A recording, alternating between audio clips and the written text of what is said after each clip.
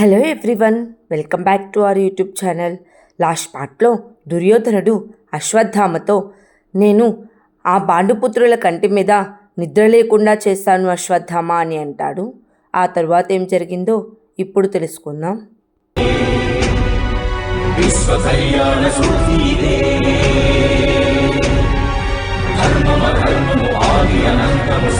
సత్యము సార్థకలంకము జాత్యంకార పర్యవసానము శక్తిదే భక్తిదే జీవన్ముక్తికి మార్గమిదే పంచమ వేద సారం మహాభారతం కృష్ణుడు చూపిన లీలైది జీవన వేద మార్గమిది గీత జనించిన క్షేత్రమే మహాభారతం.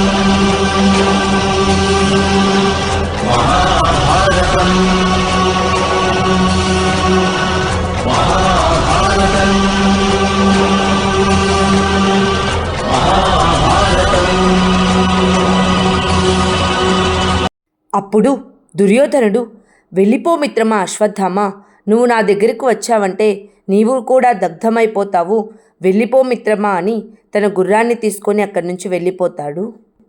ఆ తరువాత పాండవుల శిబిరం దగ్గరకు శకుని వచ్చి వాసుదేవునికి ప్రణామాలు చేస్తాడు.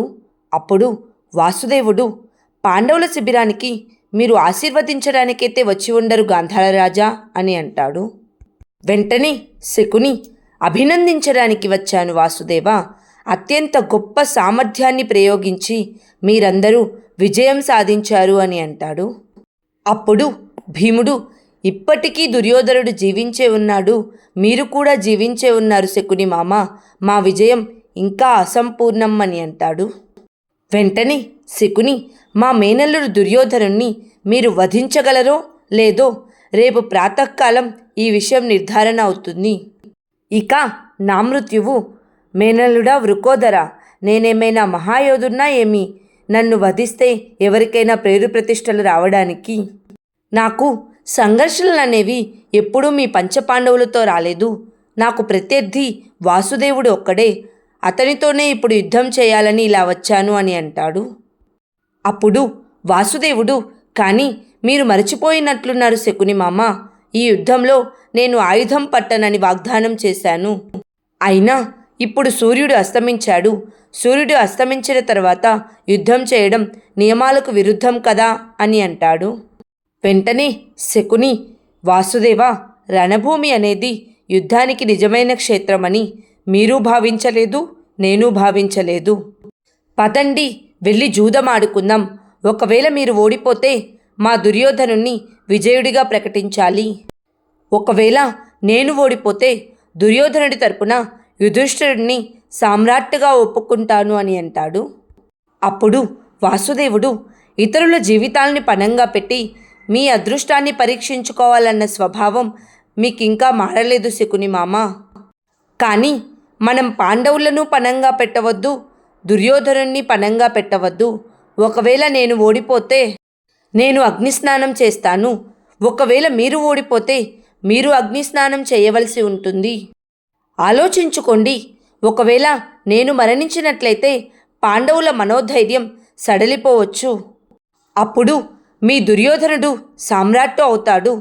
నేను మీ పాచికలతో ఆడేందుకు కూడా సిద్ధమే, వాటిని మీరు మీ దాసులు అంటారు కదా అని అంటాడు. వెంటనే శకుని, నాకు సమ్మతమే అని అంటాడు.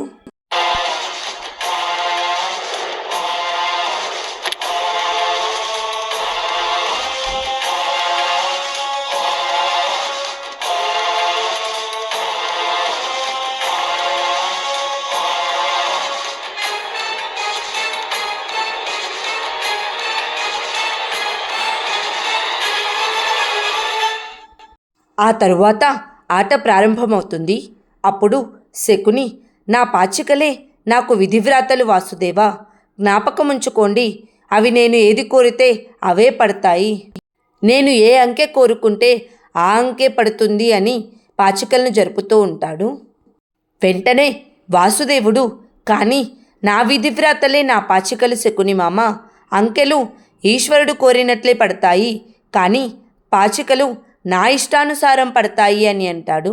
అప్పుడు శకుని, మీ ఉద్దేశ్యం ఏమిటి అని అడుగుతాడు. వెంటనే వాసుదేవుడు, పాచికలు కూడా కర్మే శకుని మామ, వేసినప్పుడు పడే అంకెలు ఆ కర్మకు ఫలితం. మీరు మీ ఫలితాన్ని నియంత్రిస్తూ వచ్చారు మీ జీవితంలో, కానీ నేను నా కర్మను నా కోరికలకు విడిచిపెడతాను. నేనే నిర్ణయిస్తాను పాచికలు ఎప్పుడు వెయ్యాలో ఎప్పుడు వెయ్యకూడదో అని అంటాడు. అప్పుడు శకుని నవ్వుతూ, వాసుదేవ, కర్మను ఎప్పుడు మనిషి తన ఇష్టానుసారమే చేస్తాడు, కానీ ఎప్పుడైతే అంకె సరిగ్గా పడుతుందో అప్పుడు మనిషి జీవితంలో గెలుస్తాడు అని అంటాడు. వెంటనే వాసుదేవుడు, నిజమే, అయితే సరే, ఇప్పుడు నా వంతు ఆటను వదిలేస్తున్నాను, మీరు ఆడండి అని అంటాడు.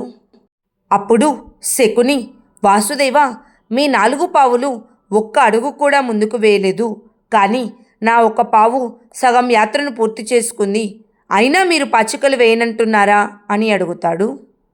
వెంటనే వాసుదేవుడు, లేదు, మీరే ఆడండి అని అంటాడు. అప్పుడు శకుని, సరే, వాసుదేవుని కోరిక ప్రకారమే చేద్దామని తన పాచికలను తీసుకొని పితుహు అని చెప్పి వేసి, చూశారా, నా పావు ఇప్పుడు వెళ్ళి ఆ దుర్గంలో కూర్చుంటుంది, ఇప్పుడు అది సురక్షితంగా ఉంటుంది అని అంటాడు. వాసుదేవుడు ఏమీ మాట్లాడకుండా నవ్వుతూ చూస్తూ ఉంటాడు. ఆ తరువాత అశ్వత్థామ దుర్యోధనుని వెతుక్కుంటూ, మిత్రమా దుర్యోధన, నీకు జ్ఞాపకముందా అంగరాజు కర్ణుడు ఏమన్నాడో, భాగ్యమైన పవనమైన ఏ క్షణమైనా తన దిశను మార్చుకోవచ్చు, ఈ కష్ట సమయంలో మన భాగ్యాన్ని మార్చడానికి స్వయంగా మీ అమ్మే వచ్చారు అని అంటాడు. అశ్వత్థామ మాటలు విని నీటిలో ఉన్న దుర్యోధనుడు అశ్వత్థామ దగ్గరకు వస్తాడు.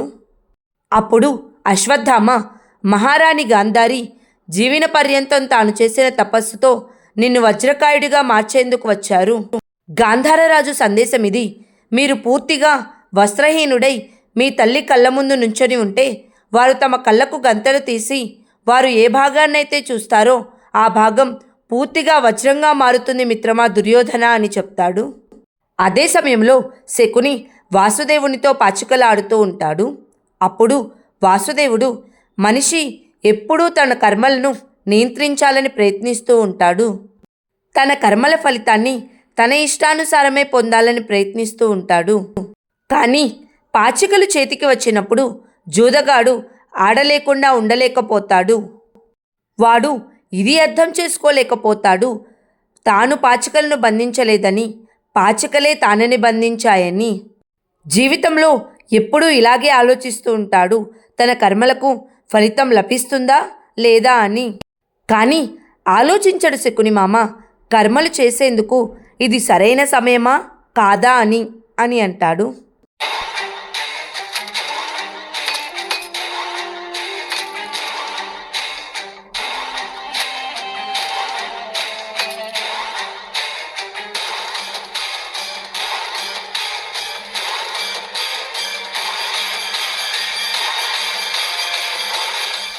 ఆ తరువాత అశ్వత్థామ చెప్పిన మాటలు విని దుర్యోధనుడు శిబిరం దగ్గరికి వెళ్ళి తన వస్త్రాలన్నిటినీ తీసివేసి పూర్తి దిగంబరుడై నుంచొని ఉంటాడు.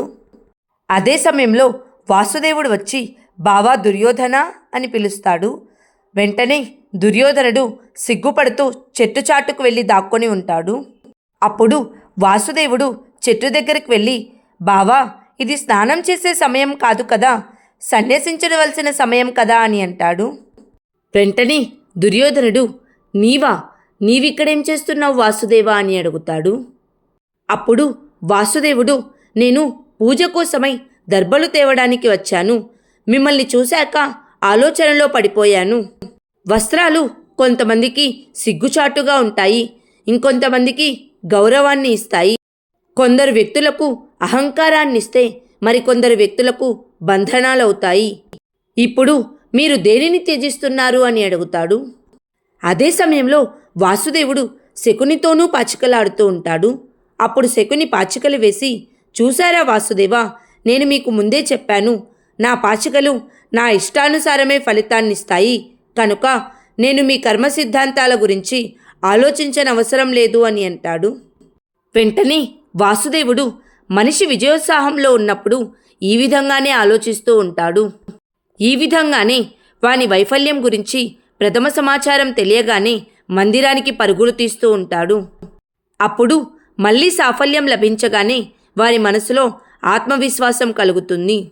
నిజానికి పూర్తి నమ్మకం తన మీద లేదు, అలాగే ఈశ్వరుని మీద కూడా లేదు. వాడు పరుగులు తీస్తూనే ఉంటాడు. గాంధారం నుంచి హస్తినాపురికి, హస్తినాపురి నుండి ద్వారకకు, ద్వారక నుండి మగధకు పాచికలు వేస్తూనే ఉంటాడు. తను గెలుస్తున్నానని అనుకుంటాడు. కానీ జీవితం అంటే జూదసభ కాదు కదా శకుని మామ.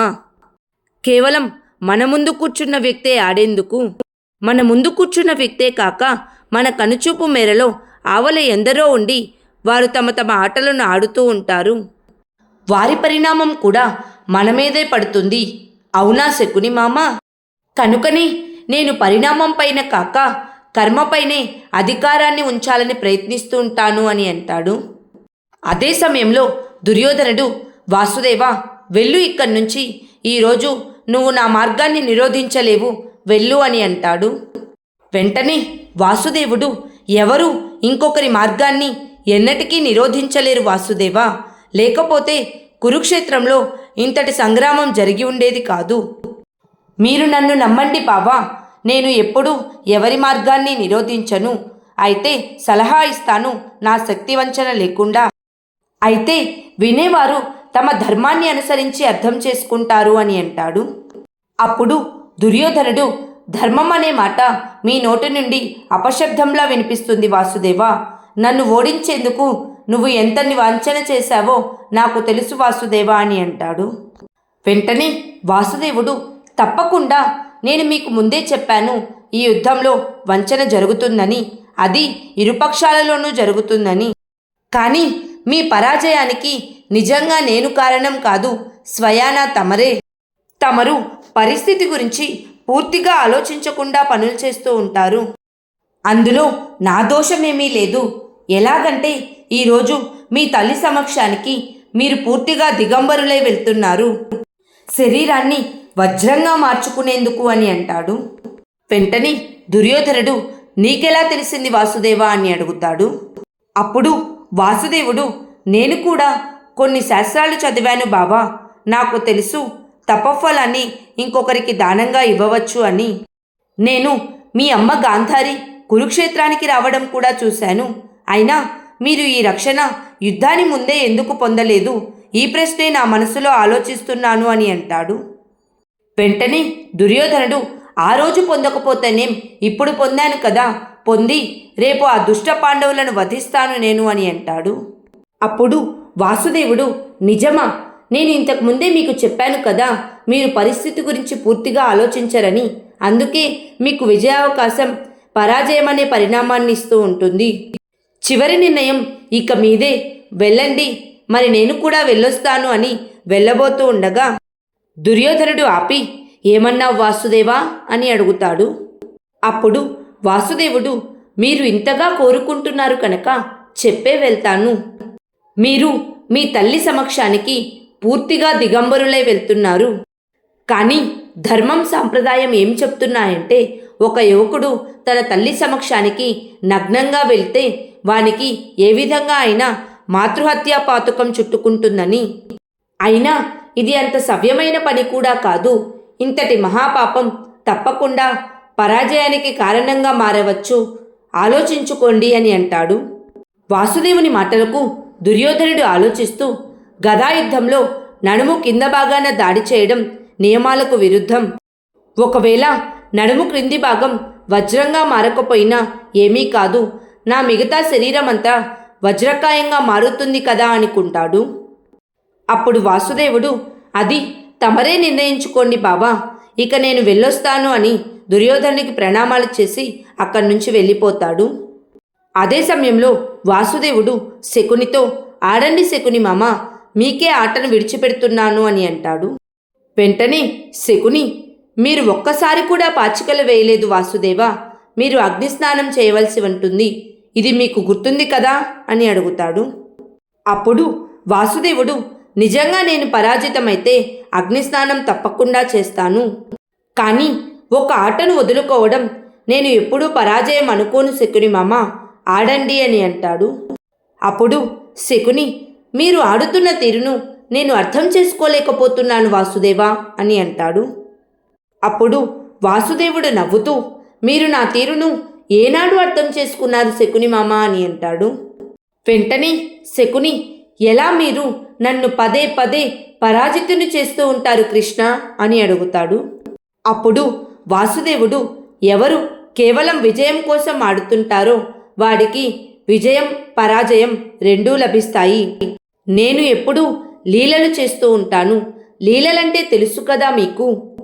విజయంపై మోహం లేకుండా, పరాజయం అంటే భయం లేకుండా కేవలం జీవితాన్ని ఆనందించడం ఇంతకన్నా వేరేది కాదు అని అంటాడు.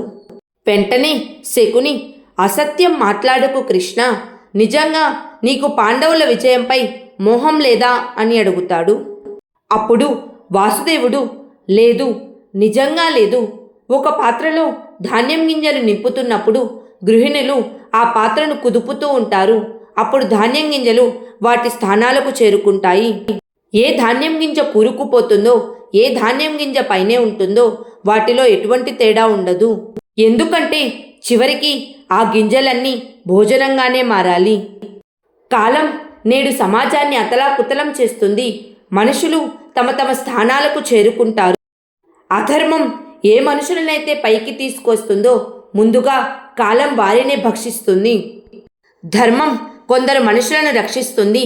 అందుకే వారి భక్షణ కాలం చివరగా చేస్తుంది. ఏదో రోజు కాలగర్భంలో అందరూ కలిసిపోవలసిందే. కానీ ముఖ్యమైనది ఒక్కటే, అది ఎప్పుడు ఏ విధంగా అనేది నాకు ఎవరి పట్ల మోహం లేదు. కేవలం ధర్మం గెలుస్తుందన్న నమ్మకం ఉంది అని అంటాడు. వెంటనే శకుని, రేపు ఉదయాన నా మేనల్లుడు పంచపాండవులను వధిస్తాడు. ఇక తమరు అగ్నిస్నానం చేయవలసి ఉంటుంది. ఆ తరువాత నాకు విజయం చేకూరుతుంది. అప్పుడు నా మాటలే ధర్మం అనిపించుకుంటాయి అని అంటాడు. అప్పుడు వాసుదేవుడు, శకుని మామ, మీకు పూర్తి నమ్మకం ఉందా బావ దుర్యోధనుడు పూర్తిగా వజ్రకాయుడై వారి వస్తాడని, లేక వాని శరీరంలో ఏదైనా భాగం బలహీనంగా ఉండిపోతుందా అని అడుగుతాడు. వాసుదేవుని మాటలు అర్థం చేసుకొని శకుని అక్కడి నుంచి వెళ్ళబోతూ ఉండగా వాసుదేవుడు, కూర్చోండి శకుని మామ, జూదాన్ని మధ్యలో వదిలి వెళ్ళిపోతే మీరు అగ్నిస్నానం చేయవలసి వస్తుంది అని అంటాడు. వెంటనే శకుని, ధూర్తుడా, మోసగాడా, మళ్ళీ ఏం మాయ చేశావు నీవు అని అడుగుతాడు. అప్పుడు వాసుదేవుడు, నేను నీ ప్రియ దుర్యోధనుడికి సలహా ఇచ్చాను. ఒక యువకుడు పూర్తిగా దిగంబరుడై తల్లి సమక్షానికి వెళ్ళడం సవ్యమైన పని కాదని, పాపం చుట్టుకుంటుందని అని అంటాడు. వాసుదేవుని మాటలతో శకుని కోపంగా అక్కడి నుంచి వెళ్ళిపోతూ ఉంటాడు. అప్పుడు వాసుదేవుడు, శకుని మామ, నేను ఒక్కసారి కూడా పాచికలు వేయలేదు. అయితే మీరు మీ ఓటమిని అంగీకరిస్తున్నారా అని అడుగుతాడు. వెంటనే శకుని, ధూర్తుడా, కపటి వాసుదేవ అని దుర్యోధనుడి కోసం పరిగెత్తుకుంటూ వెళ్తుంటాడు. అదే సమయంలో దుర్యోధనుడు తన నడుం కింది భాగాన ఆకులు కట్టుకొని గాంధారి దగ్గరికి వెళ్ళి నుంచుంటాడు. అప్పుడు గాంధారి, పుత్ర దుర్యోధన, నా తపఫలం నిన్ను రక్షిస్తుంది అని తన కళ్ళకున్న గంతలు తీస్తూ ఉంటుంది. అప్పుడే శకుని అశ్వత్థామ దగ్గరికి వెళ్ళి, నా మేనల్లుడు దుర్యోధనుడు ఎక్కడున్నాడు అశ్వత్థామ అని అడుగుతాడు. వెంటనే అశ్వత్థామ మహారాణి గాంధారి శిబిరానికి వెళ్ళాడు అని చెప్తాడు. అప్పుడు శకుని, అనర్థం జరిగిపోయింది అశ్వత్థామ, మీరు వాని వెంట ఉండడం చాలా అవసరం అని దుర్యోధన అని పిలుస్తూ ఉంటాడు.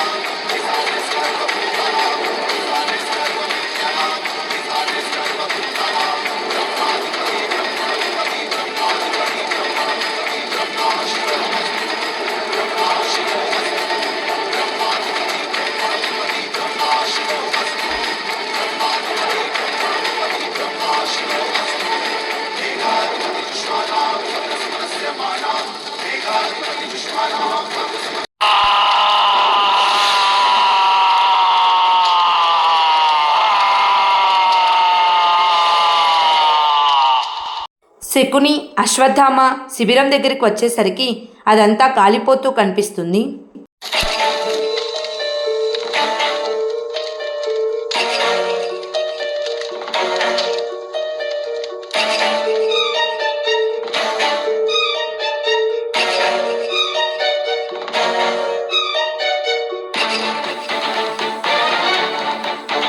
ఆ తరువాత కింద పడి ఉన్న దుర్యోధను చూస్తూ గాంధారి తన గంతలు తీసుకొని తిరిగి మళ్ళీ తన కళ్ళకు గంతలు కట్టుకుంటుంది. అప్పుడే శకుని అశ్వత్థామ దుర్యోధనుడి దగ్గరికి వస్తారు. అశ్వత్థామ దుర్యోధనుడు కళ్ళు తెరకపోవడంతో గాంధార రాజా దుర్యోధనుడు వజ్రకాయుడు కావడం వల్ల వారి ప్రాణాలకు ఎటువంటి ప్రమాదం లేదు కదా అని అడుగుతాడు. వెంటనే శకుని, లేదు, ఈ బాధను సహించగల శక్తి నా మేనల్లుడికి ఉంది, కానీ నాకు బాధగా ఉంది. ఇంతటి బాధను అనుభవించినప్పటికీ వాని ప్రాణ సంకటం తొలగిపోలేదు అని అంటాడు. అప్పుడు గాంధారి, వీని ప్రాణ సంకటం తొలగిపోలేదా? ఏం మాట్లాడుతున్నారన్నయ్యా మీరు అని అంటుంది. వెంటనే శకుని, అవునమ్మా గాంధారి, అరిటాకులు నడుంపై చుట్టుకోవడం వల్ల శరీరంలో కొంత భాగం బలహీనంగా ఉండిపోయింది. మీరు నా మేనల్లుడికి పూర్తి దిగంబరుడిగా వెళ్ళమని చెప్పలేదా అశ్వత్థామ అని అడుగుతాడు. వెంటనే అశ్వత్థామ, నేను చెప్పాను గాంధార రాజా, కానీ ఎందుకు ఇలా జరిగిందో, ఎందుకు నడుముకు అరిటాకులు చుట్టుకున్నాడో అని అంటాడు. అప్పుడు శకుని, ఇది తప్పకుండా ఆ దూర్ధుడు గొల్లవాడు చేసిన మోసం. నా మేనల్లుడి మనసులో ఏదో సందేహం పుట్టించి ఉంటాడు. తప్పకుండా వాడు రేపు ఏదో వంచన చేస్తాడు అని అంటాడు.